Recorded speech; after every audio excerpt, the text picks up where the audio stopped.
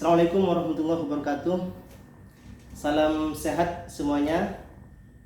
Yang terhormat Bapak Presiden Republik Indonesia, Bapak Menteri Kominfo, para pemateri dan KOL, tidak lupa Mbak Vina selaku moderator kebanggaan kita, dan sahabat-sahabat peserta Gerakan Nasional Literasi Digital yang saya banggakan. Kecanduan kerap kali dikaitkan dengan narkoba. Kecanduan narkoba. Kecanduan ada kalanya dilekatkan pada dunia obat-obatan terlarang. Kecanduan obat-obatan terlarang. Kecanduan juga sering diidentikan dengan rokok. Kecanduan merokok. Ada satu jenis kecanduan baru yang saat ini bisa dibilang merebak di dunia digital. Kita mengenalnya dengan istilah internet addiction atau kecanduan internet. Jenis kecanduan ini mengetengahkan bahwa seseorang akan merasa ada yang hilang ketika dirinya dijauhkan dengan dunia internet.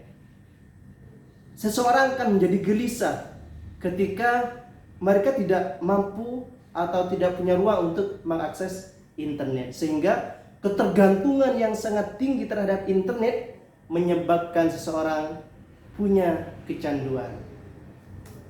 Sebagai antaran, di sini saya penting menyajikan hasil penelitian spesialis kedokteran jiwa Siloam Hospitals, yaitu Dr. Kristiana, berkaitan dengan kecanduan internet di Indonesia. Jadi Dr. Kristiana ini melakukan penelitian di 33 provinsi yang ada di Indonesia pada tahun 2020. Sasarannya ialah generasi milenial berumur 20 sampai 40 tahun.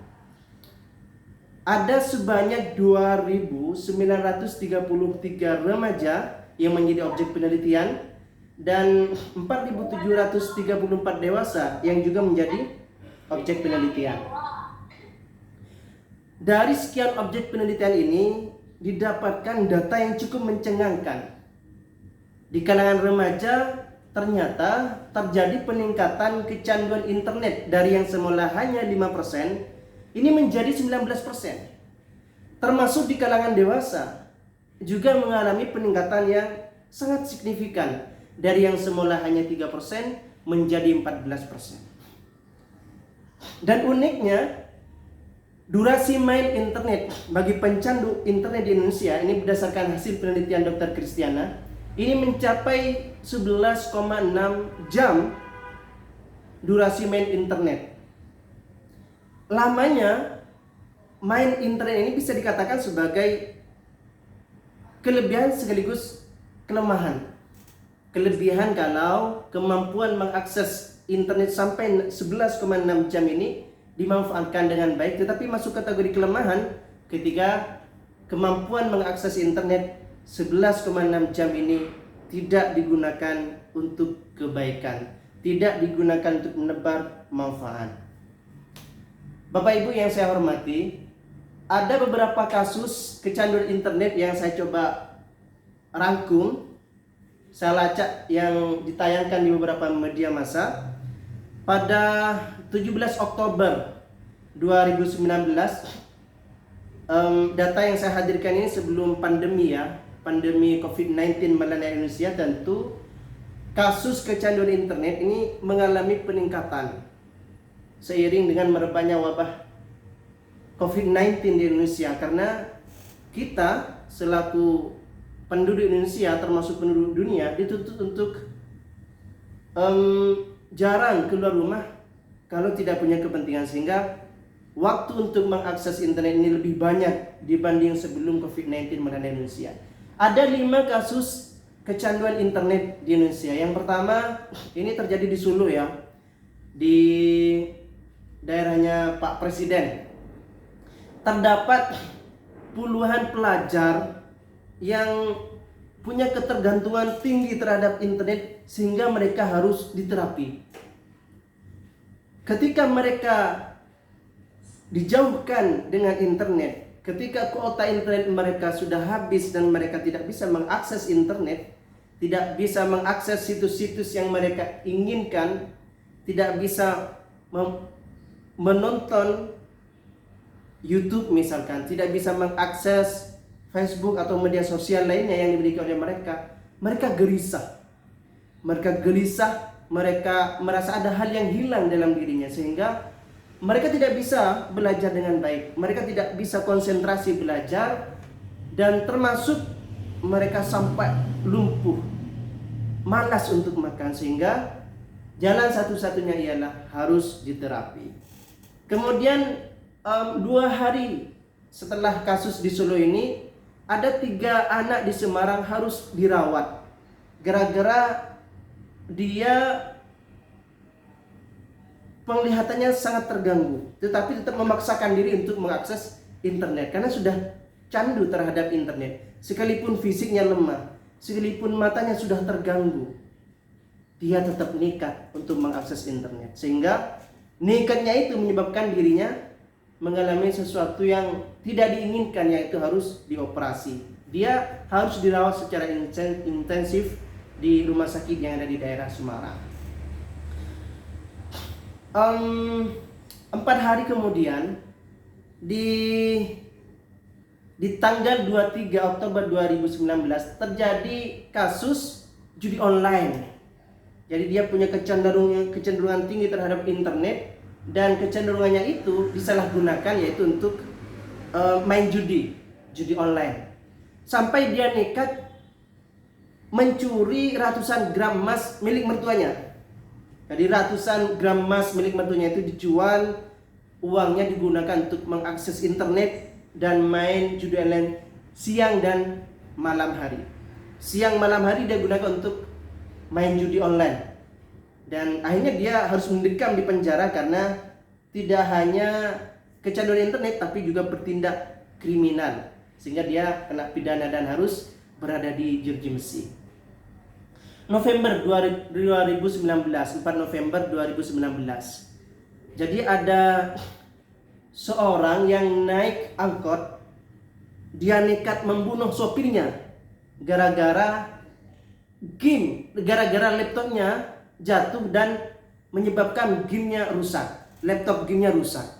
Dia marah, sangat gelisah karena harus memperbaiki laptopnya untuk bisa main game online. Karena marah yang tak terkontrol, hanya dia dengan nekat membunuh supir taksi karena menuduh sang supir taksi inilah yang menyebabkan laptop gamenya rusak karena jatuh saat dia ngerem dadakan.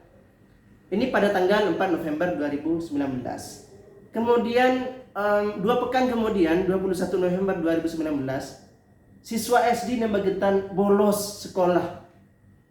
Tidak hanya 2 hari, tidak hanya 1 minggu, tidak hanya 1 bulan, tapi sampai 4 bulan. Ternyata bolosnya siswa SD di Magetan ini karena dia kecanduan internet. Jadi di rumahnya dia selalu mengakses internet, tiada waktu tanpa internet, sampai dia melupakan sekolahnya dan dia bolos sekolah. Ketika disuruh sekolah, dia tidak mau. Akhirnya kasus yang menimpa siswa SD ini juga sama dengan kasus yang dialami oleh siswa atau pelajar di Solo, yaitu harus menjalani terapi. Bapak Ibu yang saya hormati, penting kiranya kita mengetahui gejala pertama adiksi internet. Nah, jangan-jangan kita adalah salah satu dari sekian pencandu internet yang ada. Di sini saya mendasarkan pada hasil penelitian Dr. Kristiana, sama ya dengan yang di awal. Ini objek penelitiannya tentu kita selaku orang Indonesia di 33 provinsi. Jadi ini bagian dari turunan hasil penelitian yang di awal barusan yang dilakukan oleh Dr. Kristiana. Gejala utamanya adalah kehilangan kendali. Jadi seseorang ketika sudah tidak mampu mengendalikan dirinya, maka itu sudah tergolong kecanduan. Ketika dia tidak bisa dilepaskan dengan yang namanya rokok, habis makan kemudian tidak merokok, dia akan mencari kemanapun untuk merokok, maka dia sudah tergolong kecanduan merokok. Sama dengan internet, kecanduan internet. Yang utama adalah, faktor utamanya adalah kehilangan kendali. Bagaimana ciri-cirinya? Setidaknya ada 3 di sini. Pagi hari sudah main game sampai berjam-jam. Pagi hari yang harusnya digunakan untuk berolahraga, kemudian beraktivitas yang positif, sarapan, mandi, untuk persiapan beraktivitas sepanjang hari. Ternyata oleh pencandu internet ini kerap kali digunakan untuk main game sampai berjam-jam, sampai lupa waktu. Nah, ini masuk kategori sulit mengendalikan diri, kehilangan kendali. Kemudian durasinya harus panjang. Dia tidak merasa puas ketika mengakses internet hanya 1-2 jam. Merasa tidak puas. Dia harus berjam-jam. Bahkan barusan dari data yang saya hadirkan di awal, sampai 11,6 jam minimal dalam sehari. Jadi dia butuh waktu yang sangat panjang untuk bisa mengakses internet. Kemudian yang ketiga, egois, memprioritaskan dunia online dari kegiatan nyata, dari kegiatan lainnya. Jadi mengakses internet itu merupakan prioritas dari segala kegiatan yang dia miliki dalam keseharian dan tiap malamnya. Nah, ini lebih rinci lagi. Saya gali data ini dari cek aja. Ada 7, tapi di sini ada 11 ya, ada 11 ciri.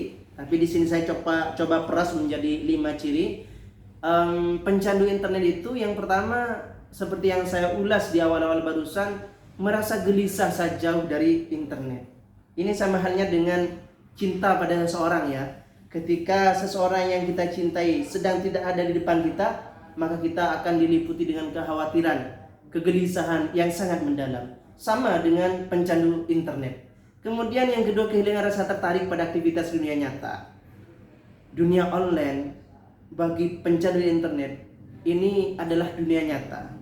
Sementara dunia nyata bagi pencandu internet tidak tergolong nyata, tetapi baginya maya. Jadi kehidupannya sudah terbalik. Bagi dia dunia nyata adalah dunia online, dunia internet. Dunia di luar internet bukan nyata bagi dia. Kemudian ketiga, lebih memilih online daripada tidur malam, begadang. Ciri-ciri pencandu internet biasanya orangnya kelihatan selalu ngantuk karena tidurnya tidak nyenyak, tidurnya tidak berkualitas. Dia sering begadang. Malam hari yang harusnya digunakan untuk istirahat, dia gunakan untuk main game. Malam hari yang harusnya dia manfaatkan untuk melenturkan saraf-saraf tubuhnya dengan cara istirahat, dengan cara tidur, dia tidak manfaatkan. Dia lebih memilih online. Dia memilih mengakses berselancar di dunia maya daripada istirahat. Semalam suntuk, dia main game online. Dia berselancar di dunia nyata tanpa harus memikirkan kesehatannya. Selalu memikirkan internet, saya tidak bisa menggunakannya. Jadi ketika dia sudah kecanduan, ketika tidak pegang HP atau tidak pegang peralatan lainnya yang bisa membuat dia terakses pada dunia internet, dia selalu berpikir bagaimana caranya agar segera bisa terakses pada dunia internet. Kemudian yang ketiga, manajemen waktunya berantakan. Ini salah satu ciri pencandu internet. Kecanduan internet yang kelima ini biasanya manajemen waktunya berantakan. Saya yakin dari sekian peserta, apalagi pemateri ya, apalagi moderator kita, pasti punya kemampuan yang luar biasa di dalam memanage waktunya, di dalam mengatur waktunya. Karena saya yakin para hadirin yang ikut menjadi bagian dari gerakan literasi digital ini punya kesadaran tinggi untuk memanage waktu dengan baik, bisa menyeimbangkan antara dunia nyata dengan dunia maya. Nah, ada setidaknya 10 hal yang bisa kita lakukan untuk memerangi kecanduan internet. Yang pertama tentu detox secara berkala. Jadi bisa dimulai dengan taruh gadget, taruh HP, kemudian kita beraktivitas di dunia nyata. Detox ya, mengeluarkan racun. Kalau kita sedang kena asam urat misalkan, dicanduk, dibekam, yang keluar itu adalah detox, racun, darah kotor. Termasuk dalam hal kecanduan internet, ini harus didetox, dilatih dengan cara dia harus berani menaruh gadget, mengurangi waktu berselancar di dunia maya. Misalkan dalam sehari dia 11,5 jam mengakses internet, ya secara bertahap lah, keesokannya diupayakan 10 jam, keesokannya di 9 jam, bertahap, tidak harus serta-merta langsung berhenti, tidak, hanya 1 jam, ini bertahap ya. Kurangi durasi online sedikit demi sedikit, tidak langsung, karena kecanduan itu ini hal yang sulit dilepaskan dari diri seseorang. Ketika sudah kecanduan, maka dia harus secara perlahan-lahan agar sembuh dari kecanduannya. Miliki hobi baru ya. Kalau kita punya hobi, misalkan di kampung saya, di daerah saya banyak sekarang orang-orang pemuda-pemuda yang sore atau pagi sudah ke bukit-bukit mencari pohon-pohon yang akan dimanfaatkan sebagai bonsai. Nah, itu hobi baru. Dari pagi yang biasanya mengakses internet karena punya hobi baru, mencari bonsai, akhirnya dia tahu gadget. Sekalipun dibawa gadgetnya, dia tidak akan fokus ke gadgetnya karena ada hobi yang membuat dia teralihkan dari dunia internet. Perbanyak interaksi langsung dengan orang-orang di sekitar. Nah, komunitas itu sangat penting, sahabat-sahabat. Ketika kita berdiam diri, maka kita punya potensi besar untuk menjadi salah satu korban atau pencandu internet. Karena ketika kita sendirian berdiam diri, biasanya kita tidak enak kalau tidak main internet. Nah, komunitas itu berorganisasi, membentuk komunitas-komunitas kecil. Misalkan ada goes ya, goes yang ada di Pamekasan, di sini banyak ya. Pagi-pagi sudah goes bersepeda menyusuri jalan-jalan setapak. Nah, ini penting. Ketika kita sudah berinteraksi banyak dengan orang lain, biasanya waktu untuk bermain gawe atau gadget ini akan terkurangi. Banyaklah membaca literatur bahaya internet, adiksi internet. Ada kalanya ini penting juga ya, seperti yang disampaikan oleh Pak Musi barusan, kita harus perkaya diri dengan dunia literatur. Buku tetap harus kita sandingkan dengan kehidupan kita dalam keseharian kita. Jangan sampai buku atau majalah atau koran itu kita abaikan, karena penting menyeimbangkan antara literatur di online dengan literatur yang berbentuk teks di dunia nyata. Manajemen waktu, kita tahu barusan salah satu ciri dari pencandu internet adalah rusaknya mengatur waktu. Nah, manajemen waktu ini identik dengan kapan waktu online, kapan waktu offline. Ini bisa kita terapkan ke anak-anak kita. Kalau tidak punya anak, ke anak didik kita. Kalau tidak punya anak didik, ya ke teman-teman kita, ke adik-adik kita. Mereka harus dilatih sedini mungkin kapan harus online, kapan harus offline, kapan harus pegang HP, kapan harus pegang Al-Quran, kapan harus pegang buku, kapan harus mengakses online, mengakses internet, kapan harus istirahat. Nah, itu perlu dilatih terhadap anak-anak kita, terhadap murid-murid kita, terhadap adik-adik kerabat-kerabat kita. Harus kita sebagai orang yang sadar literasi digital, kita harus merelakan waktu untuk memberikan penyadaran secara hati ke hati terhadap mereka. Perbaiki family time. Kecanduan internet kerap kali melahirkan kondisi keluarga yang kurang harmonis karena sudah teralihkan perhatiannya dari yang semula perhatiannya lebih kepada interaksi komunikasi positif, ini biasanya pasif. Nah, hal-hal seperti itu tidak baik untuk jalinan keluarga secara berkesinambungan. Disinilah perlunya perbaikan family time. Atur waktu sebaik mungkin dengan keluarga kita, karena kita tidak akan kekal abadi di dunia. Mumpung kita masih bisa bersama dengan mereka, kita manfaatkan dengan sebaik mungkin, dan kita jangan sampai waktu yang dengan keluarga tergadaikan, teralihkan dengan dunia internet. Carilah hiburan di dunia nyata, kemudian atur kembali prioritas online. Nah, online itu bukan berarti sesuatu yang tidak penting, sangat penting, sangat penting. Tetapi yang perlu kita perhatikan adalah prioritas. Kalau sekiranya tidak prioritas, tidak begitu sangat penting, tidak begitu memberikan dampak positif, ya kita tinggalkan. Nah, ini di Cina ya, Di Cina ini lebih ekstrim lagi. Kalau di Indonesia masih bisa disembuhkan, bisa diterapi. Di Cina ini terdapat 14 juta di Tiongkok ya, anak teradiksi internet. Mereka sering bolos sekolah, jarang meninggalkan kamar, kemudian menguasai ruang medsos, tetapi tidak untuk hal yang produktif. Bahkan sampai ada dari saking kecanduannya, dia ingin terbebas. Dia sadar kalau dirinya itu kecanduan internet, tetapi sulit sekali dia melepaskan diri dari yang namanya internet. Akhirnya sampai nekat memotong tangannya sendiri. Ini terjadi ya di China, di Tiongkok. Nah, jangan sampai hal seperti ini sudah frustasi ya, frustasi karena tidak ada mendampingi, tidak ada yang perhatikan, sehingga dia merasa harus mengatasinya dengan cara yang ekstrim. Jangan sampai anak didik kita sampai terjerumus pada hal yang ekstrim yang akan membuat mereka celaka. Ada 3 aspek budaya transformasi digital yang bisa kita lakukan kaitannya dengan kecanduan internet. Saya persingkat. Yang pertama, berpartisipasi, memberikan kontribusi untuk tujuan bersama. Jadi kalau kita merasa sudah tidak kecanduan internet, ya jangan diam, jangan merasa cukup. Saya tidak kecanduan internet, maka saya tidak perlu memperingatkan orang lain. Ini tidak boleh, harus berpartisipasi. Nah, apa yang dilakukan oleh teman-teman Kominfo, teman-teman Siberkreasi, ini hal yang sangat positif karena menumbuhkan kesadaran. Sebagai bukti bahwa teman-teman Kominfo, teman-teman Siberkreasi ini punya kepedulian tinggi untuk berkontribusi demi kebaikan bersama.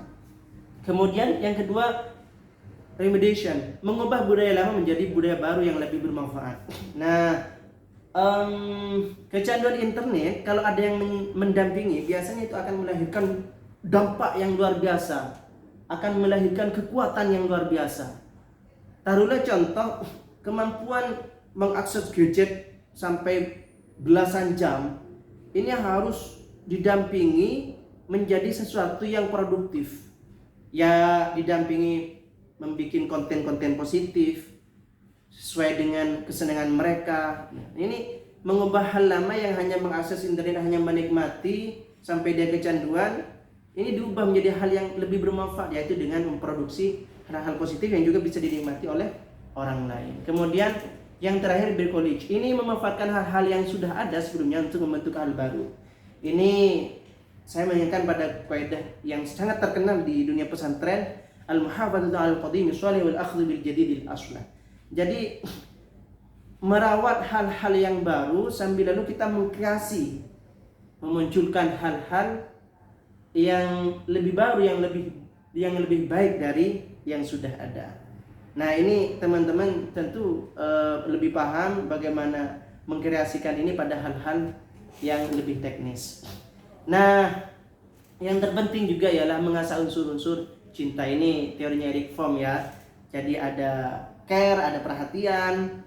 Jadi misalkan ada anak kita sudah kecanduan internet, jangan biarkan, karena itu adalah tanggung jawab kita. Misalkan ada anak didik, ada mahasiswa, ada mahasiswi kita yang kecanduan internet sehingga mereka berantakan dalam menjalani proses belajar mengajar, ya kita jangan abai, kita jangan cuek, tapi kita harus memberikan perhatian. Setidaknya memberikan pemahaman, memberikan upaya penyadaran bahwa mereka sedang kecanduan internet. Kemudian tanggung jawab, responsibility. Ini tanggung jawab semua ya.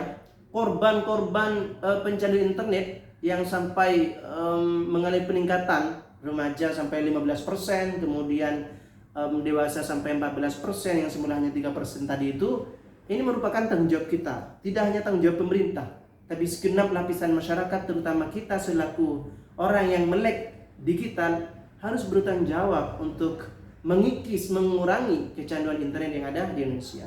Rasa hormat. Nah, ketika seseorang sudah mengalami kecanduan internet, kita jangan langsung memvonis itu adalah orang yang tidak baik, orang yang masa depannya suram. Tidak boleh, karena setiap orang punya harapan atau masa depan tersendiri dan mereka berhak punya masa depan yang cerah. Pencanduan internet harus diperhatikan kembali ke yang awal, harus dihormati mereka bahwa mereka punya peluang untuk sembuh, mereka punya peluang untuk tidak kecanduan lagi terhadap internet. Yang terakhir, knowledge.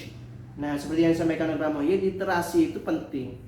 Kecakapan literasi digital itu penting. Ada kalanya orang kecanduan internet gara-gara mereka tidak cakap dalam literasi digital. Terakhir, nah ini yang terakhir adalah kita harus memberikan teladan. Kita harus menjadi suri teladan.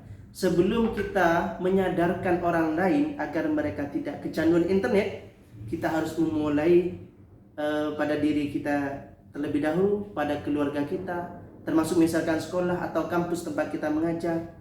Itu kita tunjukkan ketika kita bertamu dengan orang lain, ketika ada mahasiswa yang menghadap kita, ketika ada siswa yang menghadap kita, ketika ada anak yang mengajak main dengan kita sementara kita sedang pegang HP, main internet, jangan berpikir panjang, langsung taruh. Karena itu adalah wujud nyata teladan terhadap orang lain, terhadap anak didik, terhadap mahasiswa, dan terhadap anak-anak kita. Ini sesuai dengan kaidah bahwa dakwah dengan memberi teladan itu lebih efektif daripada dakwah hanya dengan ucapan. Matur sekelangkong, sekian Mbak Vina. Assalamualaikum warahmatullahi wabarakatuh. Terima kasih sekali Pak Hairul Anam untuk paparannya. Memang tentunya dalam kondisi pandemi di mana semua kita lakukan kayaknya banyaknya kegiatan berbasis internet ya Pak. Ya. Bahkan sudah terjadi gitu ya, dari yang tadinya mungkin kayak anak-anak berinteraksi dengan teman, berinteraksi langsung, tapi sekarang mau tidak mau mereka berinteraksi melalui internet. Memang sepertinya adiksi internet ini jadi satu perhatian gitu ya Pak ya. Iya Mbak. Iya, terutama tentunya untuk anak-anak sih, walaupun juga banyak sekali orang dewasa yang terdeteksi, banyak sekali yang terdeteksi kecanduan internet. Semoga dengan paparan Pak Hairul Anam jadi semakin mawas diri nih Pak. Saya juga tadi dengan ciri-cirinya saya langsung checklist, saya ada nggak ya? Oke, terima kasih banyak Pak Hairul. Ya, sama-sama Vida. Iya, terima kasih sekali juga teman-teman yang sudah menyampaikan pertanyaannya melalui kolom chat. Saya lihat sudah banyak sekali teman-teman yang sudah antusias bertanya. Terima kasih banyak tentunya untuk teman-teman semua. Tapi sebelumnya saya mohon maaf dulu, karena keterbatasan waktu tentunya tidak semua pertanyaan bisa kita sampaikan pada sesi tanya jawab. Berikut